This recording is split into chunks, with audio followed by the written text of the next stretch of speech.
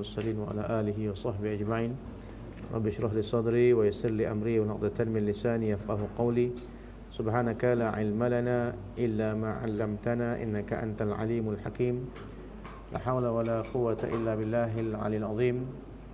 لا حول ولا قوة إلا بالله العلي العظيم. لا حول ولا قوة إلا بالله العلي العظيم. قال الله تعالى في القرآن الكريم: لئن شكرتم لأزيدنكم ولئن كفرتم إن عذابي لشديد. صدق الله العظيم. أما بعد.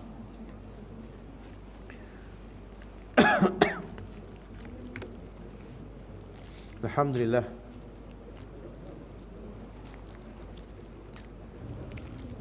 yang saya mulakan lagi saya hormati Dr. Ismail Noor, yang dihormati lagi dikasihi Dr. Syahidan, seterusnya kepada muslimin, muslimat yang dirahmati Allah Ta'ala sekalian.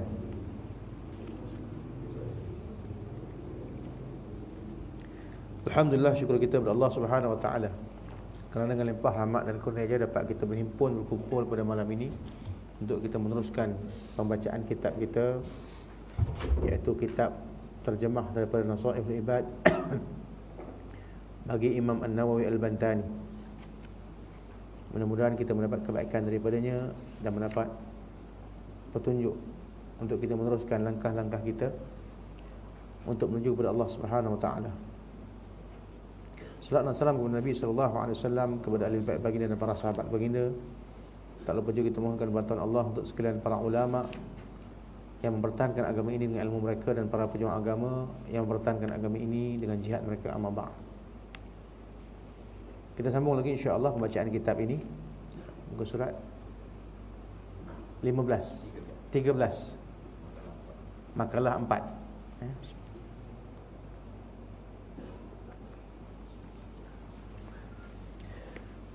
Mengutip daripada Syekh Abdul Muti As-Samlawi bahawasanya diriwayatkan daripada Umar radhiyallahu an, sesungguhnya Nabi sallallahu alaihi wasallam bertanya kepada Jibril dan sabdanya: "Dhif li hasanatil Umar."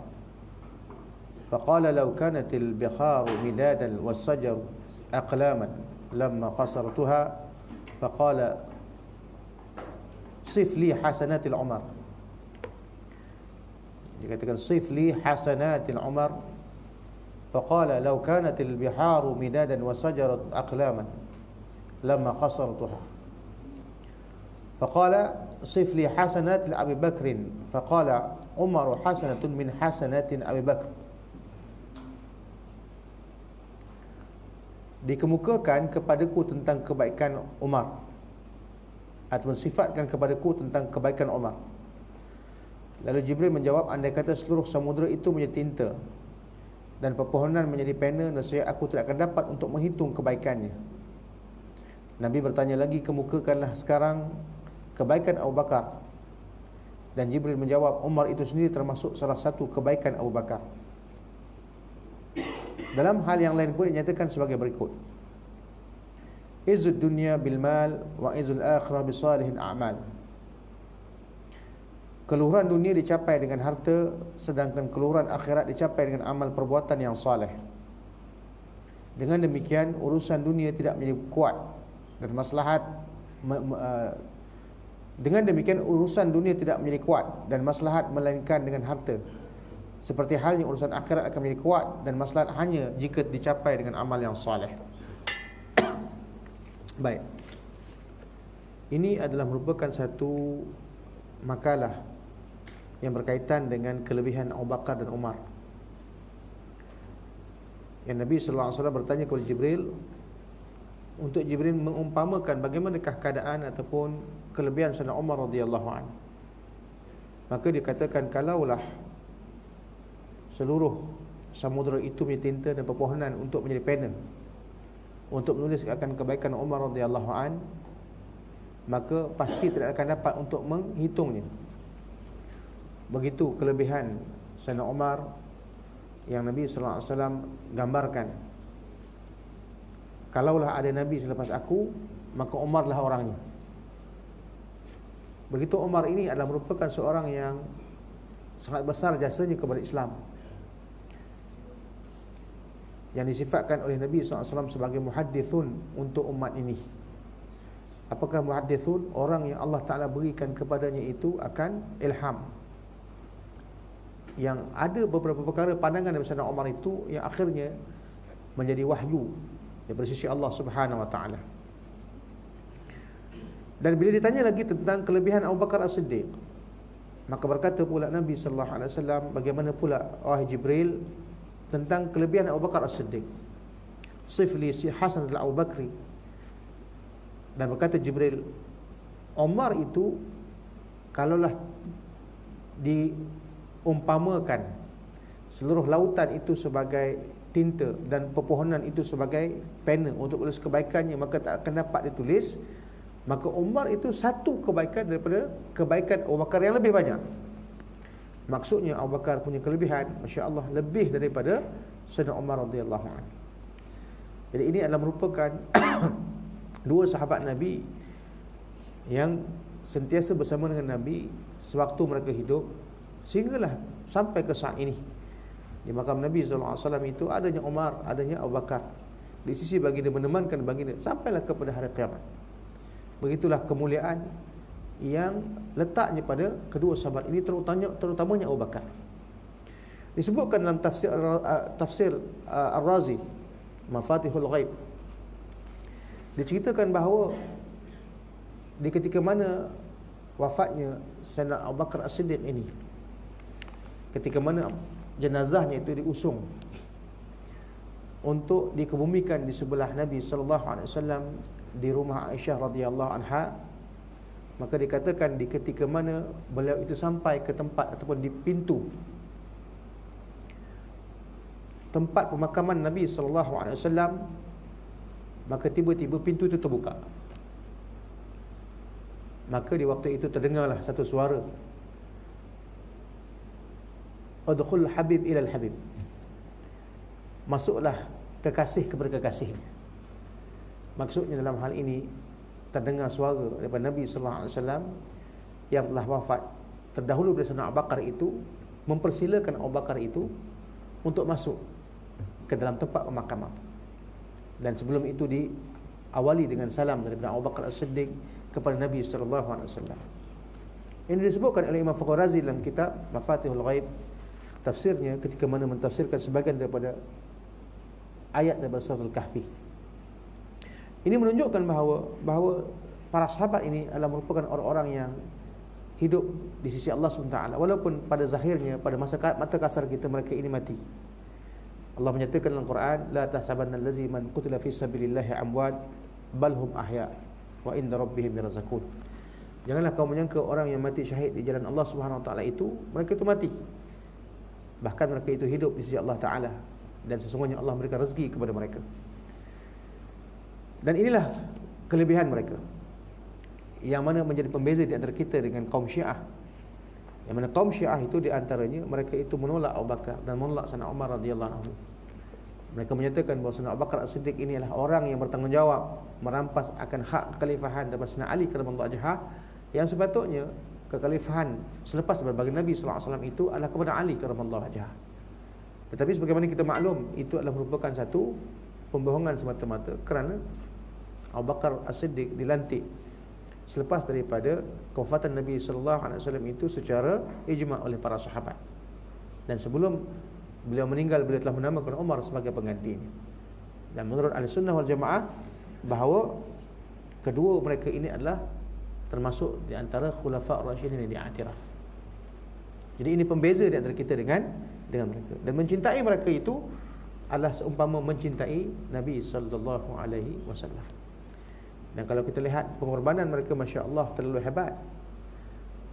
Ketika mana dalam peristiwa hijrah diceritakan bahawa Sayyidina Abu Bakar As-Siddiq yang bersama dengan Nabi SAW yang sedang duduk di gua di waktu itu, bersembunyi daripada kejaran daripada kaum kafir musyrik yang nak menggagalkan perjalanan Nabi SAW dan Abu Bakar itu ke Madinah, membuktikan kepada kita betapa satu ketika bila mana mereka masuk ke dalam gua tersebut, didapati ada lubang-lubang yang kemudian dilihat ada setengah riwayat kata ada kala jengking yang keluar daripada lubang tersebut. Maka Sayyidina Abu Bakar Siddiq menutupkan, ada mengatakan dengan kaki, ada riwayat mengatakan dengan tangan. Sehingga kan akhirnya bila waktu itu Nabi SAW tidur di paha Sayyidina Abu Bakar As-Siddiq ini, maka Abu Bakar As-Siddiq ini dia telah menahan akan kala itu. Setengah riwayat kata ular, ya, setengah riwayat kata ular, mematuk-matuk akan tangan Abu Bakar As-Siddiq ini, sehingga akhirnya oleh kerana sakitnya Abu Bakar As-Siddiq ini daripada menahan patukan ular ini, sehingga kan bisa itu masuk ke dalam tangannya dan juga dalam tubuhnya, sehingga akhirnya air matanya itu tanpa dapat ditahan telah mengalir dan akhirnya jatuh di atas Nabi SAW. Sehingga bila mana Nabi SAW melihat Abu Bakar itu dalam keadaan yang pucat dan menitis air mata daripada beliau itu, maka bertanyalah Nabi SAW, apakah halnya ini ya Abu Bakar? Maka di waktu itu Abu Bakar As-Siddiq telah menunjukkan dengan isyarat bahawa dia sedang menahan akan patukan ular yang mematuk-matuk tangannya untuk ular itu keluar. Maka dalam hal ini Nabi SAW bila melihat dalam keadaan demikian, Nabi SAW terus mengambil akan tangan Abu Bakar As-Siddiq, lalu diambil air liurnya yang mulia, disapukan ke dalam tangan, kepada tangan Abu Bakar As-Siddiq, dan kemudiannya bisik itu terus hilang. Dalam hal ini kalau kita lihat betapa Abu Bakar As-Siddiq ini sanggup mengorbankan, andai kata beliau itu ya dalam keadaan yang perlu dikorbankan nyawanya untuk Rasulullah sallallahu alaihi wasallam, maka dikorbankan. Begitu ketinggian Abu Bakar As-Siddiq ini yang kalau kita lihat kan masya-Allah begitu hebat dia punya pengorbanannya. Sehingga di waktu hijrah itu bila Nabi SAW bertanya kepada Umar, apa yang kau tinggalkan Umar kepada keluargamu? Maka di waktu itu Umar kata, masih lagi ada sebahagian daripada hartaku yang aku tinggalkan kepada mereka, sebahagiannya itu telah aku infakkan ke jalan Allah Subhanahu Wa Taala. Sedangkan pada Abu Bakar As-Siddiq bila ditanya kepada beliau apakah yang beliau tinggalkan untuk keluarganya, Abu Bakar As-Siddiq menyatakan hanya Allah dan Rasul saja yang tinggalkan kepada mereka. Jadi ini satu bukti dan satu petunjuk kemuliaan mereka itu yang terlalu hebat di sisi Nabi SAW, ya, sehingga kan mereka itu termasuk dalam golongan yang dinamakan Khulafaur Rasyidin Al-Mahdiyyin, yang Nabi SAW menyebutkan dalam hadis baginda, ya, peganglah kamu dengan perjalanan sunnah Nabi SAW dan juga sunnah Khulafaur Rasyidin Al-Mahdiyyin min ba'di, selepas daripada aku, Umar dan juga Abu Bakar dan juga Umar. Dan ini adalah merupakan jalan-jalan yang selamat bagi kita untuk kita tempuhi dan lalui, kerana sesungguhnya mereka itu adalah umpama bintang-bintang di langit yang andai kata kita mengikuti cahayanya, kita akan dapat petunjuk insya-Allah. Baik. Yang ini kelebihan daripada Abu Bakar As-Siddiq dan juga daripada Umar Al-Khattab. Jadi kalau kita pergi ke mana-mana tempat, contoh dia, kalau mana yang menyanjung Abu Bakar As-Siddiq ataupun Umar Al-Faruq ini, itu dah tentulah Ahlussunnah wal Jamaah. Ya. Tapi kalau yang mana yang menolak Abu Bakar As-Siddiq, yang mencerca Umar radhiyallahu anhuma, maka kita tahu ini adalah kemungkinan daripada golongan Syiah. Ya. Sebab Syiah memangnya anti dengan dua orang khalifah ini. Sehingga kan ketika mana mereka itu menziarah Nabi, menjadi adat kebiasaan mereka bila keluar itu mereka akan hembus ataupun seolah-olah meludah ke kanan dan seolah-olah meludah ke kiri. Ke kanan itu kononnya meludahkan Abu Bakar As-Siddiq, dan juga meludah ke kiri itu seolah-olah meludah kepada Umar Al-Khattab, ya. Dan dalam doa-doa mereka memang menyebutkan ini adalah dua berhala kaum Quraisy, iaitu Abu Bakar dan Umar, na'udzubillah min zalik. Itu adalah sesuatu yang kita tidak boleh terima, kerana sesungguhnya mencerca para sahabat Nabi, mencerca khalifah-khalifah selepas baginda Nabi sallallahu alaihi wasallam adalah merupakan sesuatu yang boleh merosakkan akan keimanan kita. Baik, dalam hal lain dinyatakan sebagai berikut, az-dunya bil mal wa az-akhirat bis salihil amal. Sesungguhnya kemuliaan dunia itu dengan harta, dan sesungguhnya kemuliaan akhirat itu dengan amal yang saleh. Baik. Dunia ini adalah merupakan jambatan kepada akhirat. Kemuliaan manusia itu kalau kita lihatkan dari segi hakikatnya adalah kemuliaan di hari akhirat. Dunia ini adalah merupakan tempat di mana kita ini beramal untuk mendapatkan kebaikan di hari akhirat. Namun Allah Subhanahu Wa Taala tidak melarang untuk kita itu membangunkan dunia kita ini dengan harta yang halal, dengan sesuatu yang menjadi kebaikan pada kita. Maka az dunya bil mal, dikatakan sesungguhnya mulianya dunia itu dengan harta. Kalau mana kita ada harta, maka pada waktu itu orang akan pandang kita dengan pandangan yang mulia. Namun kita kena ingat, harta yang menjadi kemuliaan di dunia ini adalah merupakan harta yang diberkati, yang halal hukumnya, bukan sesuatu yang didatangkan daripada sumber-sumber yang haram, ya. Kerana sesungguhnya harta itu adalah merupakan harta yang ada 3 bentuk jenis hartanya, ataupun sesuatu benda yang disebutkan oleh hadis Nabi sallallahu alaihi wasallam. Maksudnya dalam hal ini ada harta yang halal, ada harta yang haram, dan ada harta yang di antara keduanya itu syubhat. Ya, yang ini yang paling banyak sekali.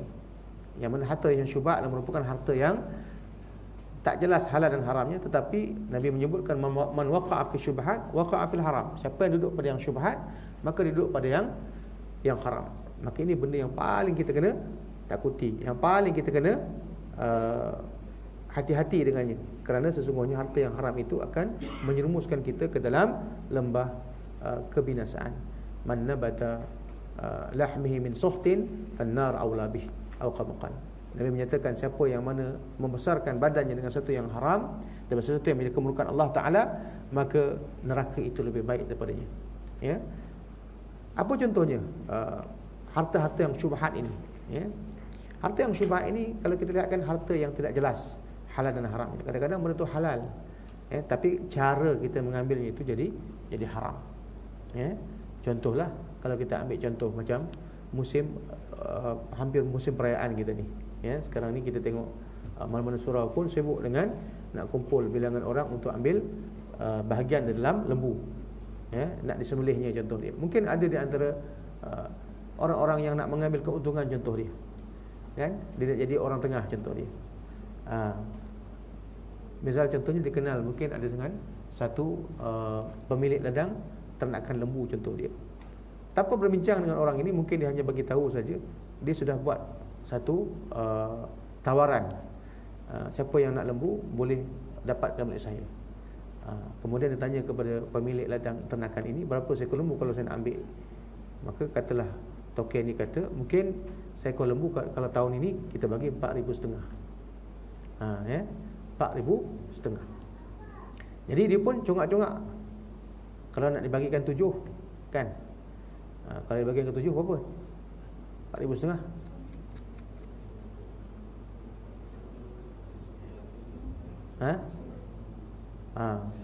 700, 600 setengah, kan? Lebih kurang 600 setengah. Tapi oleh kerana dia nak ambil keuntungan, mungkin dia markup sikit, contohnya RM50, jadi 700 contohnya. Ya, jadi 700. Tanpa dia berbincang dengan pemilik lembu ni, dia jadi orang tengah. Lalu dia ambil duit, lalu dia pun beritahu dekat token lembu tu, okey, saya ada 10 ekor lembu yang saya nak ambil. Sekarang ni berapa yang awak nak bagi pada saya? Dah dimarkup dekat orang yang nak masuk dalam bahagian lembu tadi. Kepada orang yang menjadi pemilik ataupun menjadi pemilik ladang ternakan lembu tu pun dia man harga lagi. Jadi orang ni kata kalau ambil 10 mungkin kita tak bagi 400 setengah, kita bagi kurang lagi 4,300. Jadi dekat sini pun dia ambil, dekat sini dia ambil, tanpa dia ada akad dengan pemilik daripada ladang ternakan lembu ni. Maka di waktu itu cuba bayangkan kalau 4,300 bagi 7 berapa? 600 lebih kurang. Dan dia bagi tahu dekat orang yang nak masuk 700, dekat surau 700. Maka atas angin saja dia ambil apa? Untuk satu seekor lembu, satu bahagian dia ambil 100. Jadi kalau ada 10 lembu, kalilah 10, 7,000, kan? Kalau satu bahagian dia ambil 100 seekor lembu, kan? 7 bahagian, 700 untuk seekor lembu. Kalau 10 ekor lembu, 7,000. Dia ambil tangan macam tu je. Maka ini hartanya yang syubhat lah. Kalau dia nampak macam tu boleh, bukan kata tak boleh, tapi dengan syarat. Syaratnya macam mana? Dia ke bincang betul-betul dengan pemilik ladang ternakan lembu ni untuk lantik jadi wakil. Jadi akad kita tu dengan wakil, dengan orang yang nak beli lembu tu akad wakalah lah, akad wakil lah. Maksudnya dia minta kepada izin daripada pemilik lembu ni, okey saya nak jual lembu awak ni, berapa yang awak nak jual paling rendah? Misal contoh saya dapat 10 ekor, maka mungkinlah nanti tuan pemilik ladang ternakan ni mengatakan apa? Okey, boleh nak ambil. Kalau 10 ekor nanti saya bagilah 4,300. Ya tuan, kalau saya jualkan, adakah tuan setuju? Pemilik ladang ternakan lembu kata, saya setujulah. Ya, yang penting saya nakkan harga saya 4,300. Itu harga saya. Itu harga saya. Jadi di waktu tu dia jadi wakil kepada ladang ternakan lembu ni. Waktu tu kalau dia nak jual dengan orang-orang yang berada di surau, AJK surau ke siapa ke, untuk membeli dia punya lembu, maka dibolehkan, dibenarkan, sebab dia wakil daripada tokey ataupun pemilik ladang ternakan lembu ni. Jadi bila dia dibagikan wakalah begitu, maka di waktu itu sah muamalahnya. Dalam wakalah ni dia ada dua. Ya, kalau kita belajar dalam bab muamalat, ada wakalah yang mutlaqah, ada wakalah yang mutanaqisah. Ya, kalau mutlaqah ni maksudnya pemilik lembu ni dia kata apa? Saya nak tahu harga saya, kalau ambil 10 ekor ke atas, saya nak 4,300 saja seekor. Berapa awak nak jual, itu terpulang pada awak. Ini namakan wakalah mutlaqah. Ya. Tetapi kalau misal contohnya pemilik lembu ni kata, saya akan jual pada awak, kalau awak dapat lebih daripada 10 ekor, saya akan bagi 4,300, tapi jangan jual lebih daripada 4,700, kata misal contoh. Maksudnya dia letakkan syarat, jangan melebihi daripada situ, atau 4,500 contohnya. Maka ini ada syaratnya. Ini dinamakan wakalah mutanaqisah. Ya, dinamakan wakalah mutanaqisah. Maksudnya dia ada dia punya syaratnya dalam perwakilan. Ada pun dua-dua ni sah hukum dia. Ya, maka dia pun jual mengikut terma ataupun syarat yang telah ditetapkan oleh pemilik lembu ni. Ya. Jadi kalau dalam keadaan akad muamalah itu ada, maka jadi halal hartanya. Tapi misal contohnya akad tu tak ada, dia pandai-pandai jadi broker lah, kan? Jadi orang tengah makan atas angin saja, maka hartanya itu jadi harta yang syubhat. Ya? Takut-takut nanti jadi harta yang haram lagi. Tanya apa?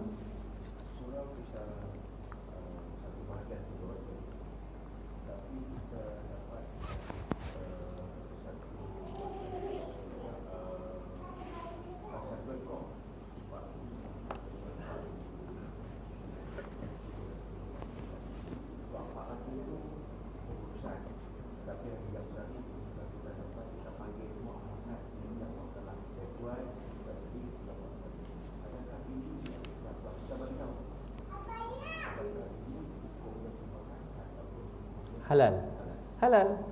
Sebab dia bukan ada kepentingan pun pada ahli jawatan kuasa yang menguruskannya tu.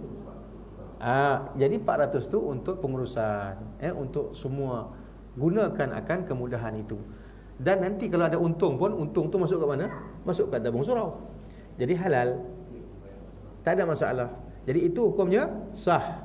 Yang tak sah ni dia ada hidden agenda ni hidden cost ni, yang kemudiannya dia kumpul, dan banyak jadi kes macam tu.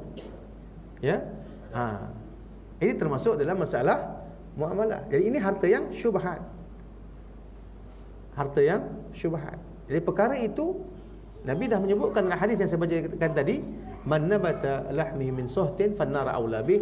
Sesungguhnya siapa yang mana membesarkan akan jasadnya daripada perkara yang haram, maka neraka itu lebih aula baginya.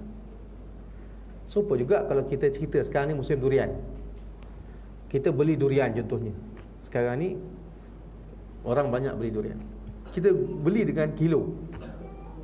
Sekilo RM15. Sekarang dah murah dah. Sekilo RM8, RM7. Tapi tetap dia main kilo. Kita pun ambil lah 5-6 biji, kita pun suruh dia timbang. Dia timbang dapat 5 kilo. Kan? 5 kali 8 berapa? 40. Kan? Kadang 40 RM40 dengan kilo lah, dapat 3 biji kat situ. Macam contohnya lah, kan? 3 biji dapat 7 kilo. Harga 1 kilo RM8. Lalu dia kata berapa harga semua sekali? Dia kata okey bang, harganya 7 kilo kali RM8 sekilo, RM40 3 biji ni. Lalu kita pun beli 3 biji durian tu dengan harga RM40 di atas timbangan kilo tadi. Sedangkan kita tahu durian ni dia bukan macam rambutan.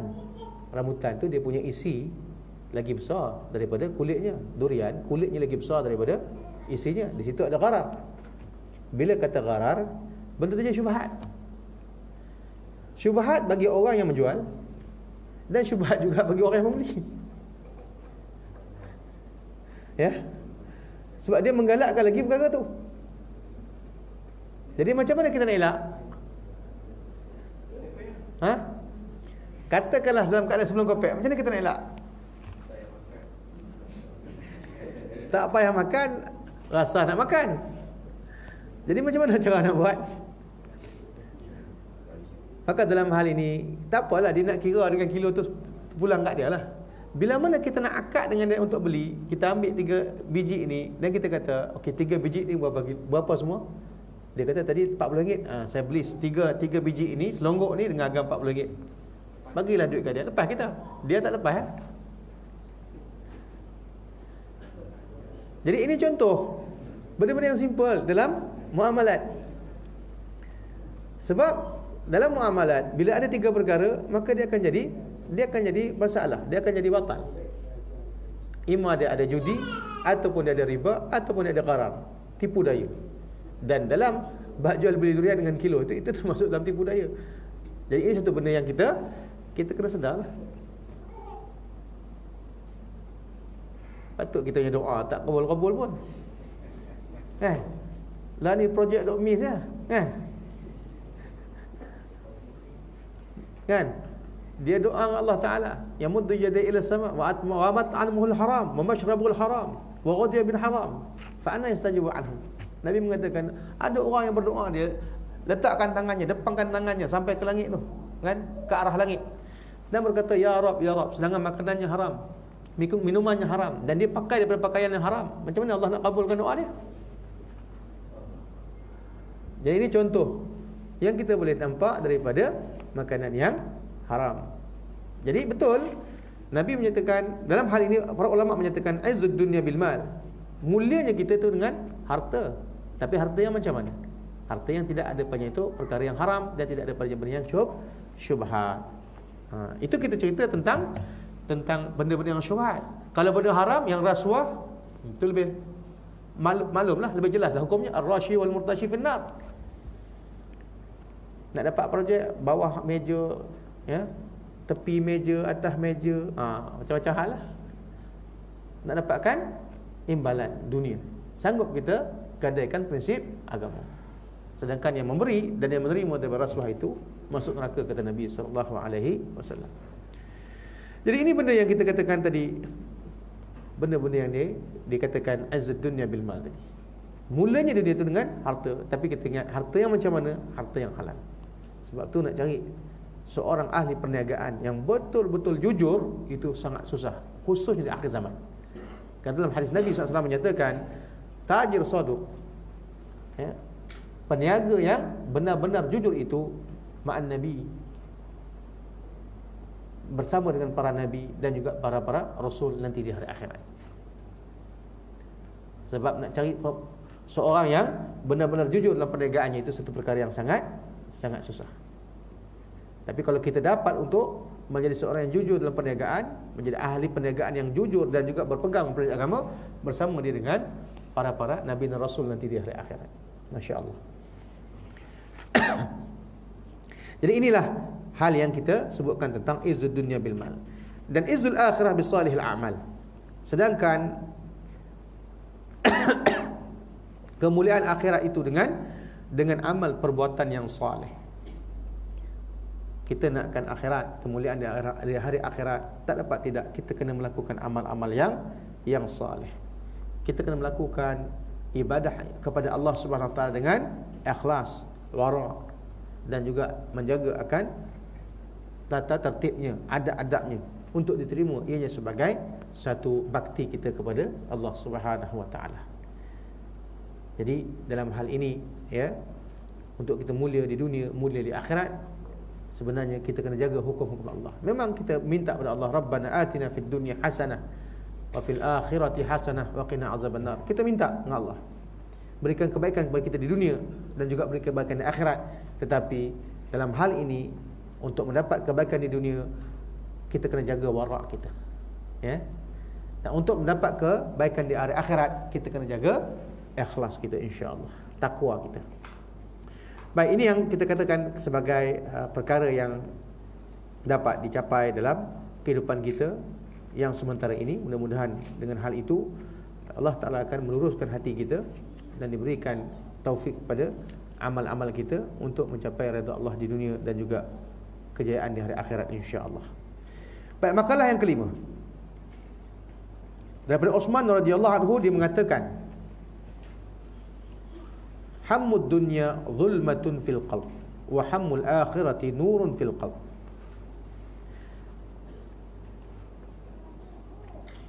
Uthman radhiyallahu an, seorang sahabat Nabi yang sangat kaya, dia menyatakan kepayahan menghadapi dunia itu kegelapan di hati, sedangkan kepayahan menghadapi akhirat menjadi sinar penerang hati. Dimaksudkan bahawa kesusahan yang timbul daripada urusan-urusan dunia itu mengakibatkan hati menjadi gelap, sedangkan kesusahan daripada urusan akhirat justru membuatkan hati terang bersinar dan juga mendapat kerehatan di hari akhirat. Masya Allah. Kesusahan kita terhadap hal-hal dunia ini sebenarnya dia adalah merupakan sesuatu yang boleh menggelapkan hati. Kalau kita risau terhadap hal-hal dunia, kita risau terhadap rezeki kita di dunia, sedangkan kita tahu bahawa sesungguhnya rezeki setiap makhluk itu Allah Ta'ala telah tentukan sebelum Allah Ta'ala jadikan kita ribuan tahun terdahulu. Wa ka'im min dabbatin fil ardi la yahmil rizquha Allah yarzuquhum wa iyyakum wa huwa sami'un alim. Allah menyatakan, berapa banyak yang kamu lihat binatang-binatang yang melata itu, yang mereka itu mencari rezekinya, dan dalam keadaan di mana mereka itu kalau kita lihat mungkin tak akan mungkin dapat akan rezekinya, sedangkan Allah menjamin bagi mereka rezeki mereka, dan juga Allah menjamin bagi kamu itu akan rezeki kamu. Dan Allah Ta'ala itu maha mendengar lagi maha mengetahui. Cuba kita tengok contohnya, kadang-kadang kita tengok cicak. Cicak dia mencari rezeki dengan apa? Cicak mencari rezeki dengan lidahnya. Kalau ikut logik kita hak ada kaki tangan ni pun belum tentu rezeki boleh dapat lagi. Apatah lagi cicak yang kalau kita tengok dia mencari rezeki dengan lidahnya saja. Tapi adakah cicak mengadu dia tak makan? Tak ada pun, kita tak faham bahasa dia kan. Kalau kita lihat ada ke gelandangan cicak? Duduk satu tempat semua jelai lidah, tak dapat makanan. Ada ke? Tak ada. Ya. Semuanya itu Allah Ta'ala takdir makanan. Walaupun kita nampak dari segi logik susah cicak ni nak dapat tak cari makanan, sebab dia bukan cari dengan tangan. Dia cari dengan lidah. Tapi Allah kata Allah lah yang menjamin dengan rezekinya. Maka di situlah ada rezeki dia. Datang saja binatang-binatang yang berterbangan itu, serangga-serangga berterbangan, dia makan dengan keadaan yang macam tu. Itu adalah rezeki Allah Ta'ala. Apatah lagi manusia. Ya. Dan Allah mengetahui dan maha mendengar terhadap hal-hal ini. Kerana itu dalam soal ini, ya, Sayyidina Uthman radhiyallahu anhu menyatakan, ketahuilah bahawa kesusahan kita dalam mencari dunia itu adalah sesuatu yang boleh menggelapkan hati. Kadang-kadang manusia ini bila susah di dunia, dia tak kira halal haram dah. Ya, bila mana dia susah di dunia ni, dia tak kira apa pun, yang penting boleh selesai masalah di dunia. Halal haram dia cerita belakang, ya. Ibarat kata membujur lalu melintang patah. Apa saja ada depan dia sapu semua. Nak cerita taubat kemudian. Sebab tu kadang-kadang ada kes-kes yang macam tu, kan? Dia dapat rezeki itu dengan rasuah, dengan macam-macam perkara. Nanti bila mana dia dah dapat benda tu, nanti dah agak senang, dia buatlah sekolah tahfiz. Kan? Ataupun dia sponsor lah orang pergi haji, kan, untuk pembersihan kononnya. Benda ni bukan boleh buat macam tu. Ya? Bukan boleh buat macam tu. Sebab setiap perkara yang kita buat itu, walaupun sebesar zarah, akan diperhitungkan menurut perkara itu. Jadi kalau haram yang kita buat itu, benda itu yang kita akan berdepan dengannya. Bukan kata boleh kita tebus dengan benda yang lain. Betul lah kebaikan yang dia buat tu soal lain lah. Tapi benda haram hak dia buat, perkara itu dia kena berdepan dengan Allah Subhanahu Wa Taala.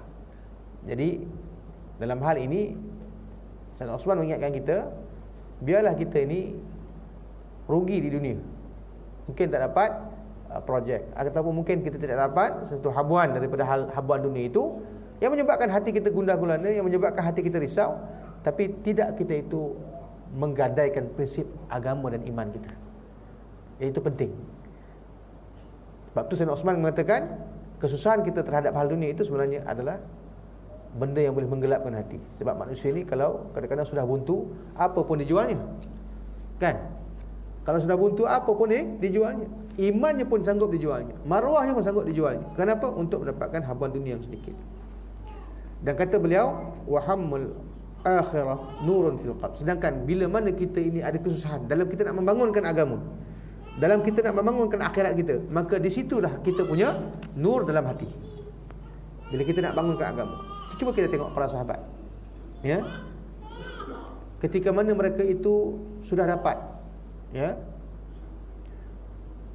kejayaan Fathul Mekah, bila mana sudah berjaya Mekah itu ditakluki, sahabat-sahabat Ansar berkata kepada Nabi sallallahu alaihi wasallam bahawa sesungguhnya kita sudah lama untuk berjuang bersama dengan Nabi, dan sudah lama kita berjihad untuk menentang kaum kafir musyrik, dan alhamdulillah Allah berikan kepada kita kejayaan.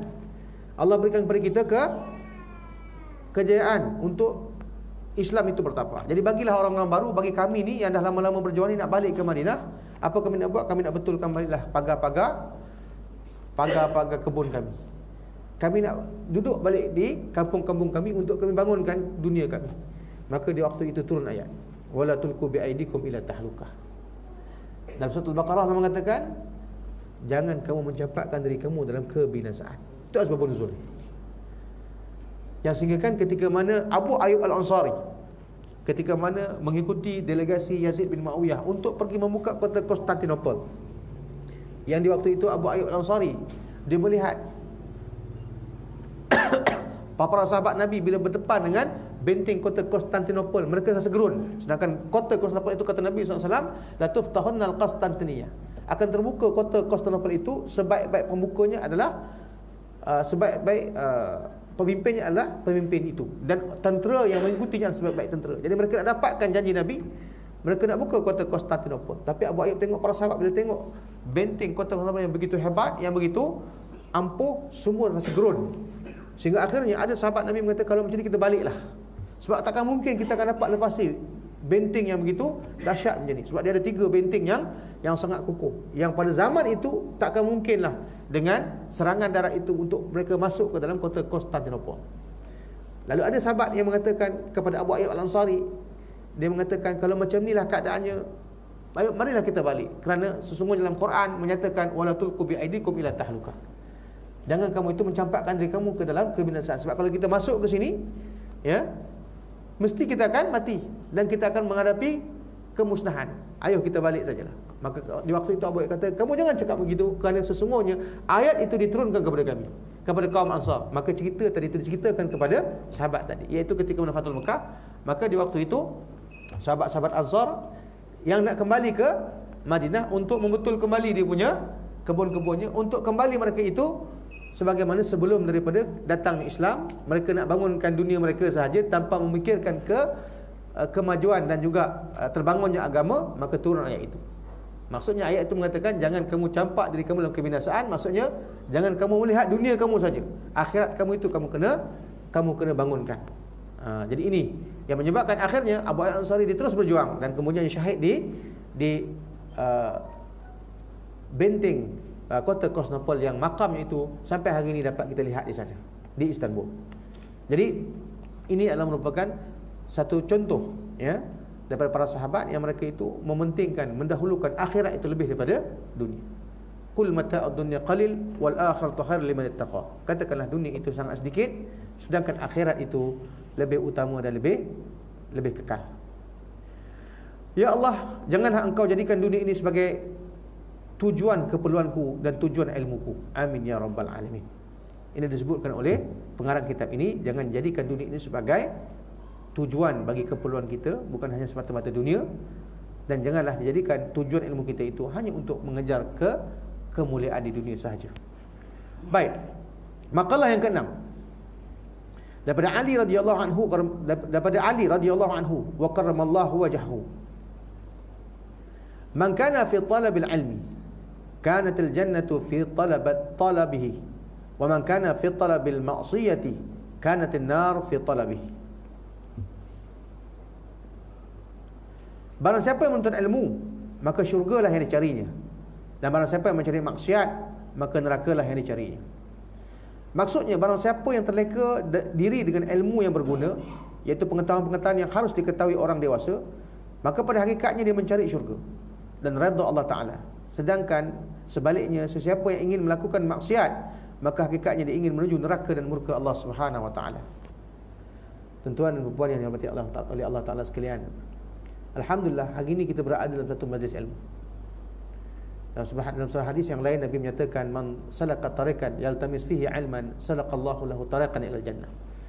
Siapa yang mana membukakan satu jalan kepada majlis ilmu pengetahuan, maka Allah akan bukakan dan mudahkan bagian jalan untuk ke syurga. Allah akan bukakan pada kita satu jalan ke syurga. Dalam sebuah hadis yang lain disebutkan, ad-dunya mal'unun wal mal'un ma fiha illa 'alimun aw muta'allimun aw zikrullah wa ma walah. Dikatakan bahawa sesungguhnya dunia itu terlaknat, dan terlaknatlah apa yang berada dalamnya itu, kecuali orang yang belajar, orang yang mengajar, ataupun zikrullah dan apa yang seumpamanya. Jadi kita hari ini berada dalam satu majlis ilmu, dan majlis ilmu adalah merupakan majlis yang sangat-sangat dicintai oleh Allah, yang dikatakan ini adalah merupakan taman-taman syurga di dunia. Dia merupakan tempat di mana malaikat yang sedang terbang ini, apabila nampak ada cahaya naik daripada bumi terus ke langit itu, daripada majlis ilmu, mereka akan turun serendah-rendahnya, dan mereka akan mengepakkan akan sayap mereka. Cuma kita saja tak nampak ada malaikat yang turun, ya, yang memberikan dan mendoakan bagi orang yang sedang duduk dan sedang mempelajari ilmu pengetahuan. Dan ada riwayat mengatakan mereka ini berdoa, Allahumma fir lahum warhamhum, Allahumma fir lahum warhamhum. Dan malaikat ini berlapis-lapis sampailah dikatakan sampai ke langit. Ya, Allah ampunkanlah mereka dan rahmatilah mereka. Sebab dua cara ni saja, dua perkara ini sajalah sebenarnya adalah merupakan pintu untuk kita masuk ke dalam syurga. Bila Allah ampunkan kita dan rahmati kita. Dan dikatakan bila mana kita di dalam majlis ilmu ini, sebenarnya dia adalah merupakan satu majlis doa-doa kita itu termakbul, kerana malaikat sentiasa berdoa dan juga mengharapkan keampunan bagi kita. Jadi tak salah juga bila mana kita duduk majlis ilmu ni, jangan ingat manfaat untuk kita aja. Memanglah kita punya manfaat untuk kita, tetapi doakan juga agar pahala kita punya majlis ilmu ni disampaikan juga kepada ibu ayah kita, yang kalau mereka dah tak ada daripada dunia ini, kita harapkan pahala apa yang kita sampaikan itu sampai kepada mereka.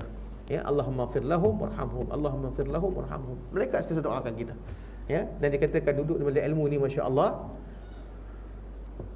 bagaimana keadaannya pun dapat pahala. Yang mendengar dapat pahala, yang faham dapat pahala, hatta yang tidur pun dapat pahala. Cuba bayangkan, hak tidur pun dapat pahala. Setuju je, betul, angguk je kan. Apa masuk pun tak tahu, pun dapat pahala. Jadi ini satu benda yang ajaib di dalam majlis ilmu pengetahuan. Kerana itu melazimi ilmu pengetahuan atau melazimi akan majlis ilmu ini sebenarnya dia menghidupkan akan hati kita di sisi Allah Subhanahu Wa Taala. Ilmu tu nur. Ya. Jadi kata Ali karamallahu wajhah, man kana fi talabil ilmi kanat jannah fi talabihi. Sesungguhnya siapa yang menuntut ilmu, maka syurgalah yang dicarinya. Dan barang siapa yang mencari maksiat, maka nerakalah yang dicari. Sedangkan kalau kita tak duduk dalam majlis ilmu, takut-takut kita duduk dalam maksiat, takut-takut kita duduk dalam keadaan yang lara. Ya, kita kalau tak duduk sini buat apa? Kalau tak duduk kat surau sekarang ni lah, agak-agak buat apa? Tengok TV ya? Kan? Kat dalam TV tu macam-macam benda ada. Ada orang buka aurat, ada fitnah memfitnah, kan? Ada macam-macam benda yang membawa kita kepada maksiat. Kita takut benda itu akan mendatangkan kemurkaan bagi Allah Subhanahu Wa Taala. Jadi ini yang paling kita takut. Kerana itu kena isi masa kita dengan sesuatu yang bermanfaat, yang berupa majlis ilmu ataupun majlis zikrullah. Maksudnya barang siapa yang terleka dengan ilmu yang berguna, iaitu pengetahuan-pengetahuan yang harus diketahui oleh orang dewasa, maka pada hakikatnya dia sedang mencari syurga dan redha Allah. Sedangkan sesiapa yang melakukan maksiat, maka hakikatnya dia ingin menuju ke neraka dan murka Allah Subhanahu wa taala. Jadi ini adalah pesanan daripada Sayyidina Ali karamallahu wajhah. Mudah-mudahan kita dapat mengambil kemanfaatan daripada kalam beliau itu, insya-Allah. Baik, cukup setakat itu. Saya rasa kita sambung lagi pada makalah yang ketujuh pada masa yang akan datang. Ini adalah makalah-makalah daripada para sahabat Nabi yang dengannya itu ada kebaikan-kebaikan dan nasihat yang baik.